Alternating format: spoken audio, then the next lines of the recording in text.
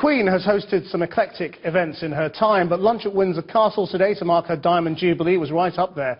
No obvious signs of austerity, as an assortment of foreign kings, queens, an emperor, a Grand Duke and an Emir from 26 different countries arrived. Some, like the King of Bahrain, were controversial. I should warn you, there is flash photography in this report from our political correspondent, Michael Crick. Windsor this lunchtime, the Prince of Liechtenstein explaining he had to drive there on his own after his police escort never arrived. The police escort didn't show up, and then we thought we'd drive by our own. Much safer, said the Duke, and quicker, said the Queen. World sovereigns welcomed to a jolly Jubilee lunch.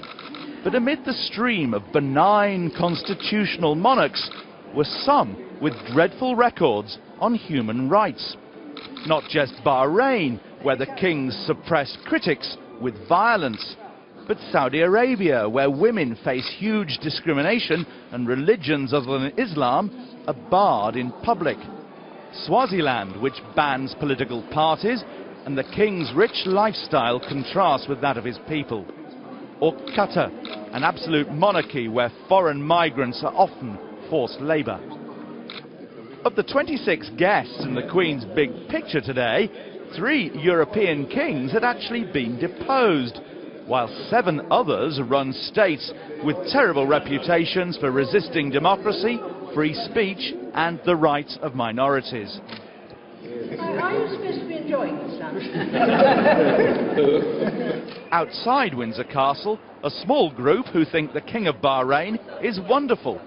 We have, a lovely king, and the people love him. And it turned out she's the cultural attaché at the Bahrain embassy in London. That saw a very different demonstration. We are outraged by the invitation afforded to a dictator, to a vicious killer, to a torturer who has been proven to have, his regime at least, under him has committed serious human rights violations, including systematic torture, according to its own Commission of Inquiry. Tonight, another protest at Buckingham Palace, where Prince Charles is holding a dinner for many of those sovereigns who had lunch earlier with the Queen.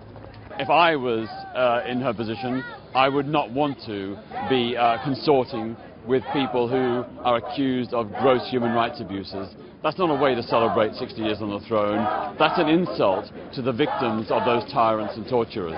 Tonight's guest list, as at lunchtime, was drawn up by the royal household in coordination with the Foreign Office. But in a constitutional monarchy, the last word is with ministers. If they'd wanted to stop any of today's guests, they could have done so.